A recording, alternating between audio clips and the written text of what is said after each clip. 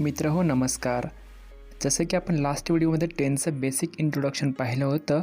आजचा आपला टॉपिक असणार आहे टेन्स. त्यातला आपण पहिला प्रकार जो आहे प्रेझेंट इनडेफिनिट म्हणजे सिम्पल प्रेझेंट टेन्स, ज्याला मराठीतून आपण साधा वर्तमान काळ असं म्हणत असतो. त्याचाच अभ्यास आपण आजच्या व्हिडिओमध्ये करणार आहोत. व्हिडिओ पूर्ण पहा, तुम्हाला नक्की मदत होईल साधा वर्तमान काळ समजण्यासाठी. चला तर मग आपण सुरू करूयात आपण आजच्या व्हिडिओला. परंतु तत्पूर्वी आपणास एक विनंती आहे की व्हिडिओ पूर्ण पहा. थँक्यू. आपण हा काळ शिकण्यासाठी एक सोपी पद्धत अवलंबणार आहोत. उदाहरणांकडून आपण नियम तयार करण्याकडे जाणार आहोत. जसे की तुम्ही स्क्रीनवर पाहू शकत आहात, मी काही सेंटेन्सेस लिहिलेली आहेत, जी सेंटेन्स ही साध्या वर्तमान काळातली वाक्य आहेत. चला तर मग पाहूयात आपण काही वाक्य. पहिलं वाक्य आहे आय ईट ॲन ॲपल, म्हणजेच मी सफरचंद खातो. दुसरं वाक्य आहे वी ईट ॲन ॲपल, म्हणजेच आम्ही सफरचंद खातो. तिसरं वाक्य आहे यू ईट ॲन ॲपल, तू सफरचंद खातोस. चौथं वाक्य आहे दे ईट ॲन ॲपल, ते सफरचंद खातात. पाचवं वाक्य आहे आय राईट अ लेटर, मी पत्र लिहितो. सहावं वाक्य आहे वी टीच इंग्लिश, आम्ही इंग्रजी शिकवतो. सातवं वाक्य आहे यू राईट अ लेटर, तू पत्र लिहितोस. आणि आठवं वाक्य आहे स्टुडंट्स राईट अ लेटर, म्हणजेच विद्यार्थी पत्र लिहितात. आता आपण जर या सर्व वाक्यांचं केअरफुली ऑब्झर्वेशन केलं तर तुम्हाला एक गोष्ट पाहायला मिळेल, जी आपली मराठी वाक्य आहेत त्यांच्या प्रत्येकाच्या शेवटी जो क्रियापद आलेला आहे, तो क्रियापद शेवटी एंड होतो आहे खातो, खातो, खातात, लिहितो, शिकवतो, लिहितात, लिहितो. या अर्थाने तो, ता, ता, ते असे शब्द आपल्याला पाहायला मिळत आहेत. आणि जर आपण इंग्रजी वाक्यरचना पाहिली तर आपल्याला पाहायला मिळतं इट, राईट, टीच यांसारखी क्रियापदांची मुख्य रूपं पाहायला मिळतात. हे इथे आपल्याला केअरफुली ऑब्झर्वेशन करायचं आहे. जेव्हा आपण हे नियम अभ्यासू तेव्हा तुम्हाला यांचा नक्की उपयोग होईल. आता त्यापूर्वी आपण अजून काही उदाहरणं पाहूयात. आता ही नवीन तुमच्या पुढे पुन्हा मी 5 उदाहरणं लिहिलेली आहेत. ती उदाहरणं अशी आहेत. ही इट्स ॲन ॲपल, तो सफरचंद खातो. शी इट्स ॲन ॲपल, ती सफरचंद खाते. Tom teaches German, Tom German शिकवतो.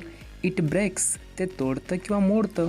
Vinny washes the clothes, Winnie कपडे धुते. आता जर आपण या दोन्ही चार्टचा विचार केला तर आपणास एक गोष्ट पाहायला मिळते की जर आपण कर्ते वेगवेगळे असताना क्रियापदामध्ये काही चेंजेस करत आहोत. कोणकोणते चेंजेस आपण करत आहोत तेच पाहूयात. आता आपण शिकणार आहोत की सिम्पल प्रेझेंट टेन्सचा फॉर्म्युला नक्की कोणता आहे. पाहूयात तर मग आपण आजचा आपला फॉर्म्युला सिम्पल प्रेझेंट टेन्स म्हणजे साधा वर्तमान काळाचा फॉर्म्युला पाहूयात. जसे की तुम्ही स्क्रीनवर पाहत आहात, मी इथे लिहिलं आहे कंसात लिहितो, लिहितात, लिहिते, खातो, खाते, बोलतो इत्यादी. थोडक्यात मराठी शब्दांच्या म्हणजेच मराठी क्रियापदांच्या शेवटी जर तो, ते आणि तात असेल तर त्याला आपण साधा वर्तमान काळ किंवा प्रेझेंट इनडेफिनिट टेन्स असं म्हणत असतो. आपण वाक्य पाहिली होती, ती वाक्य काही अशी होती. I write a letter, she writes a letter. जी वाक्य आपण पाहिली होती ते वाक्यांची करता, त्या वाक्यांचा करता आय, व्ही, यू, स्टुडंट्स जो थर्ड फॉर्म प्लुरल आहे आणि दे हे जेव्हा होते तेव्हा आपण अशी वाक्यरचना पाहिली होती. सब्जेक्ट, वर्ब आणि ऑब्जेक्ट. क्रियापदामध्ये आपण कुठलाही बदल केलेला नव्हता. उदाहरणार्थ आय राईट अ लेटर, इथे मुख्य क्रियापद जसं आहे तसंच आपण लिहिलं होतं. परंतु जेव्हा आपण काही वाक्य पाहिली होती ती अशी होती. He eats an apple, she eats an apple, Tom teaches, it breaks, Winnie washes यांसारखी. म्हणजेच आपण इथे हा नियम शिकलो की जर कर्ता तृतीय पुरुषी ही शी इट असेल किंवा एखाद्या पुरुषाचं किंवा मुलीचं किंवा मुलाचं नाव असेल तर आपल्याला मुख्य क्रियापदाला यस किंवा ईएस प्रत्यय लावायचा आहे. परंतु हा यस आणि ईएस प्रत्यय हा फक्त साध्या वर्तमान काळात लावायचा आहे आणि तोही तृतीय पुरुषी एकवचनी करता ही, शी, इट किंवा मुलगा मुलगी यांचं नाव असेल किंवा तृतीय पुरुषी एखादी नॉन लिव्हिंग थिंग असेल त्याच वेळेस आपल्याला हे लावायचं आहे. हे इथे लक्षात ठेवायचं आहे. परंतु यस केव्हा लावायचा आणि ईएस केव्हा लावायचा हेच आता आपण शिकूयात. आता तुमच्या पुढे मी एक तक्ता ठेवलेला आहे. त्या तक्त्यात जर तुम्ही केअरफुली ऑब्झर्व केलं तर तुम्हाला लगेच समजेल की क्रियापदाला यस प्रत्यय केव्हा लावायचा आणि ईएस प्रत्यय केव्हा जोडायचा. जर क्रियापदांच्या शेवटी yes SH, CH, Z, O आणि X यापैकी कुठलाही अल्फाबेट्स असेल तर तुम्हाला ES प्रत्यय लावायचा आहे. उदाहरणार्थ टीच, टीचेस, वॉश, वॉशेस, बज, बजेस, गो, गोज, पास, पासेस. परंतु कर्ता तृतीय पुरुषी ही, शी, इट असताना किंवा एखाद्या मुलामुलीचं नाव असेल तरच तुम्हाला एस किंवा ES प्रत्यय लावायचा आहे. हे तर झालं आपलं ES प्रत्यय लावताना. परंतु क्रियापदाला यस केव्हा प्रत्यय लावायचा? जर क्रियापदाच्या शेवटी S, SH, CH, Z, O आणि X यापैकी कुठलंही अल्फाबेट नसेल तर क्रियापदाला डायरेक्टली तुम्ही यस प्रत्यय लावायचा आहे. उदाहरणार्थ break, breaks, play, plays, call, calls. हे तुम्हाला इथे लक्षात ठेवायचं आहे. परंतु काही ठिकाणी तुम्हाला क्राय, क्राईज, ट्राय, ट्राईज हे अपवाद देखील पाहायला मिळतील. इथे आपण हे समजून घेणं खूप महत्त्वाचं आहे. आय होप तुम्हाला हा रूल समजला असेल. तर मी तुमच्यासाठी आता एक इंटरेस्टिंग असं एक पझल घेऊन आलो आहे किंवा काही आपण क्वेश्चन्स पाहणार आहोत जे तुम्हाला 30 सेकंदात सॉल्व करायची आहेत आणि मी त्याचे उत्तर देखील तुम्हाला 30 सेकंदानंतर लगेच सांगणार आहे. चला तर मग आपण सॉल्व करूयात काही सिम्पल प्रेझेंट टेन्सची वाक्य. तर तुमच्या पुढे ही एकूण 7 वाक्य आहेत जी तुम्हाला 30 सेकंदात सोडवायची आहेत. तुमचा वेळ सुरू होतो आहे आता. अगदी सोपी अशी ही वाक्य आहेत. I know that you can solve these questions. These are very easy sentences. You just have to fill in the words learn, watch, catch and play. तुम्हाला इथे 4 वाक्य दिसत आहेत. तुम्हाला फक्त कंसात दिलेले शब्द भरायचे आहेत. आय होप तुम्ही सॉल्व केली असाल आणि तुमचा वेळ संपतोय आत्ता. जी आपण वाक्य पाहिली होती त्यांची उत्तरं अशी आहेत. पहिलं वाक्य होतं I dot dot English, I learn English. दुसऱ्या वाक्याचं उत्तर आहे वी वॉच अ मॅच. तिसरं वाक्य आहे स्टुडंट्स लर्न जर्मन. चौथं वाक्य आहे दे कॅच अ बॉल. पाचवं वाक्य होतं रोहन डॉट डॉट स्पॅनिश. इथे तुम्हाला इथे लर्न या क्रियापदाला यस प्रत्यय लावायचा होता कारण रोहन हे 3rd पर्सन पुरुषाचं नाव आहे. त्यानंतर वाक्य होतं ही डॉट डॉट अ बॉल. इथे तुम्हाला कॅचला ES प्रत्यय लावायचा होता कारण CH या अल्फाबेट्सने त्याचं एंडिंग होतं आहे. आणि शेवटचं वाक्य होतं विन्नी वॉचेस IPL मॅच कारण इथे विन्नी हे तृतीय पुरुषी आहे आणि वॉच या क्रियापदाच्या शेवटी CH हा शब्द आपण जोडलेला आहे. हे इथे लक्षात ठेवणं महत्त्वाचं आहे. तर आता आपण पाहूयात की जे आपण टेन्स ग्रामरमध्ये शिकलो त्यांचा प्रॅक्टिकल यूसेस कसा करायचा आहे. म्हणजेच when do we use simple present tense. थोडक्यात साधा वर्तमान काळ आपण कुठे कुठे वापरत असतो. पहिला आपण उपयोग पाहूयात. To show habits regular action म्हणजेच सवयी दाखवण्यासाठी आपण साधा वर्तमान काळ वापरत असतो. याचा दुसरा उपयोग आहे टू शो युनिव्हर्सल ट्रूथ्स. जी वैश्विक सत्य आहेत त्यांचा वापर करण्यासाठी देखील आपण साधा वर्तमान काळ वापरत असतो. याचा तिसरा जो उपयोग आहे तो आहे जे कोटेशन्स असतात, प्रोवर्ब्स असतात आणि सेइंग्स असतात त्या आपण साध्या वर्तमान काळात लिहित असतो. आणि याचा चौथा जो उपयोग आहे तो आहे न्यूज हेडलाईन ज्या असतात किंवा कॉमेंट्री असते ही साध्या वर्तमान काळात केलेली असते. हे आपण इथे लक्षात ठेवायचं आहे.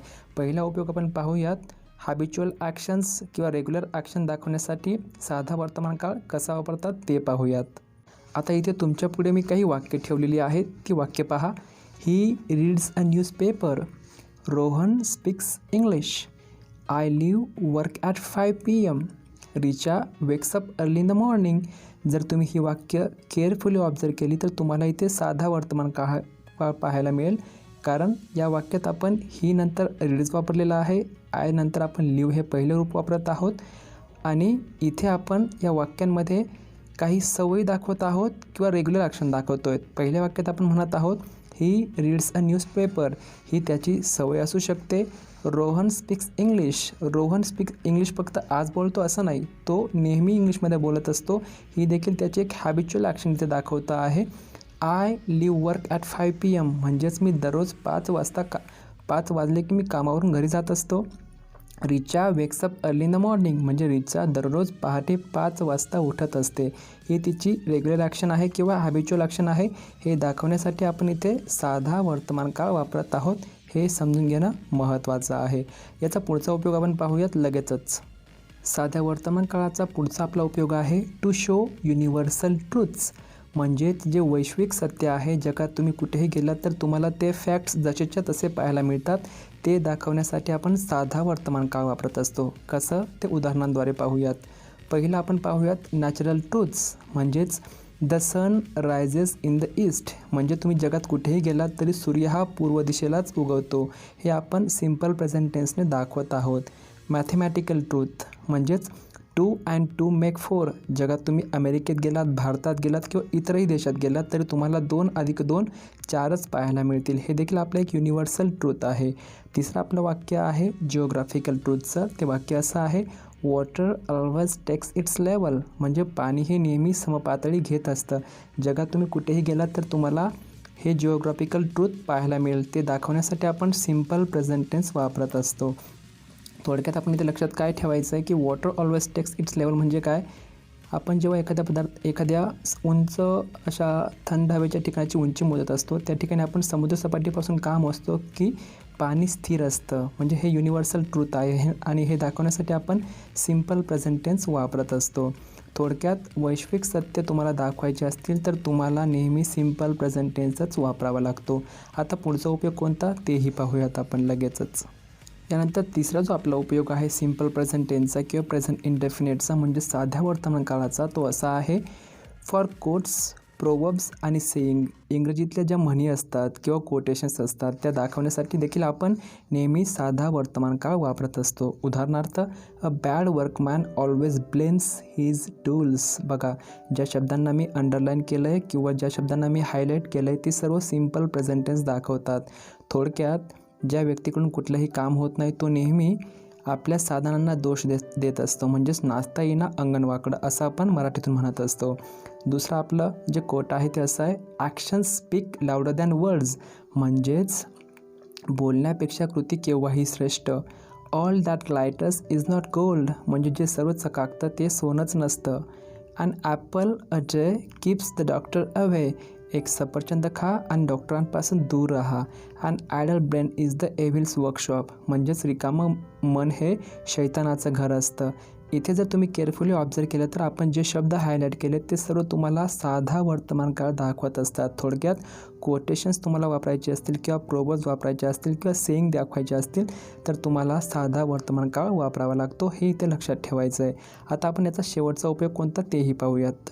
आणि साध्या वर्तमान काळाचा शेवटचा आपला उपयोग आहे कॉमेंटरीसाठी किंवा ज्या न्यूजच्या हेडलाईन असतात त्यासाठी आपण देखील साधा वर्तमान काळ वापरत असतो. उदाहरणार्थ Rohit hits the ball, Shikhar catches the ball, PM visits Russia, chief minister calls to the people.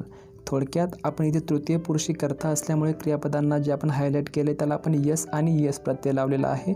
म्हणजेच हा साधा वर्तमान काळ आहे. आता जर तुम्ही इथे पाहिली जरी ॲक्शन चालू असली तरी आपण इथे Rohit is a hitting the ball किंवा Shikhar is a catching the ball, PM is a visiting Russia असं नाही म्हणत. इथे आपण काय म्हणतोय, hits the ball, catches the ball, visits Russia, calls to the people. थोडक्यात तुम्हाला इथे साधा वर्तमान काळ वापरायचा आहे. हे लक्षात ठेवणं खूप महत्त्वाचं आहे. अशा पद्धतीने आपण जे 4 उपयोग पाहिले ते असे होते, हॅबिच्युअल किंवा रेग्युलर ॲक्शन दाखवण्यासाठी, युनिव्हर्सल ट्रूथ्स दाखवण्यासाठी, प्रोवर्ब्स, कोटेशन्स हे दाखवण्यासाठी आणि शेवटचा उपयोग पाहिला होता आपण न्यूज हेडलाईन्स किंवा कॉमेंटरीसाठी. हे सिम्पल प्रेझेंट टेन्सचे खूप महत्त्वाचे असे उपयोग आहेत स्पोकन इंग्लिशमध्ये. हे आपण लक्षात ठेवायचं आहे. आता तुम्हाला काही असे ॲडवर्ब पाहायला मिळतील, काही असे शब्द पाहायला मिळतील जे पुन्हा पुन्हा सिम्पल प्रेझेंट टेन्समध्ये वापरले जातात. ते ॲडवर्ब्स असे आहेत, always, often, usually, sometimes, never, seldom आणि एव्हर. हे शब्द तुम्हाला वारंवार सिम्पल प्रेझेंट टेन्समध्ये पाहायला मिळतील. जर हे शब्द तुम्हाला पुन्हा पुन्हा पाहायला मिळत असतील आणि जर क्रियापदाला यस ES प्रत्यय असेल तर समजून घ्यायचं की इथे सिम्पल प्रेझेंट टेन्स वापरलेला आहे. आय होप तुम्हाला हा व्हिडिओ आवडला असेल. आता आपण शेवटचं एक रिव्हिजन घेऊयात की आपण सिम्पल प्रेझेंट टेन्सचा फॉर्म्युला कोणता पाहिला होता आणि काही वाक्य पाहूयात. आपण फॉर्म्युला पाहिला होता, सब्जेक्ट क्रियापदाचं पहिलं रूप परंतु तृतीय पुरुषी करता असताना ही शी इट असताना किंवा मुलामुलीचं नाव असताना एखादी नॉन लिव्हिंग थिंग असताना यस किंवा इयस प्रत्यय लावायचं आहे मूळ क्रियापदाला आणि शेवटी घ्यायचं आहे ऑब्जेक्ट. थोडक्यात subject plus verb one plus object is equal to simple present tense. काही वाक्य आपण पाहूयात. पहिलं वाक्य आपलं आहे आय लर्न इंग्लिश ग्रामर. हे सिम्पल प्रेझेंट टेन्सचं वाक्य आहे कारण लर्न हे क्रियापदाचं मूळ रूप आहे. वी स्पीक गुड इंग्लिश हे देखील सिम्पल प्रेझेंट टेन्सचं वाक्य आहे कारण स्पीक हे क्रियापदाचं मूळ रूप आहे. तिसरं वाक्य आहे ही रीड्स अ नॉवेल. इथे देखील क्रियापदाला यस लागला आहे कारण आपण ही हा तृतीय पुरुषी करता वापरत आहोत. चौथं वाक्य आहे रीमा स्मेल्स अ रोज. ही देखील एक हॅबिच्युअल ॲक्शन आहे. रीमा हे तृतीय पुरुषी एकवचनी करता असल्यामुळे आपण क्रियापदाला यस प्रत्यय लावलेला आहे. आणि स्टुडंट्स वर्क हार्ड हे देखील सिम्पल प्रेझेंट टेन्सचं वाक्य आहे. आता इथे आपल्याला इथे लक्षात ठेवायचं आहे की साधा वर्तमान काळ हा इनडेफिनिट टेन्स असतो म्हणजे अनिश्चित असा काळ असतो आणि याचा वापर आपण हा जनरली रेग्युलर ॲक्शन दाखवण्यासाठी किंवा हॅबिच्युअल ॲक्शन दाखवण्यासाठी जास्तीत जास्त प्रमाणात करत असतो. आय होप तुम्हाला हा व्हिडिओ आवडला असेल तर नक्की लाईक करा, आमचं चॅनल शेअर करा, सबस्क्राईब करा आणि लाईक देखील करा. यापुढे आपण टेन्सचे एकूण 12 प्रकार जे आहेत त्यांचा उपयोग आणि त्यांची वाक्यरचना कशी करायची आणि स्पोकन इंग्लिशमध्ये त्यांचा वापर कसा करायचा हे शिकणार आहोत. Thank you so much.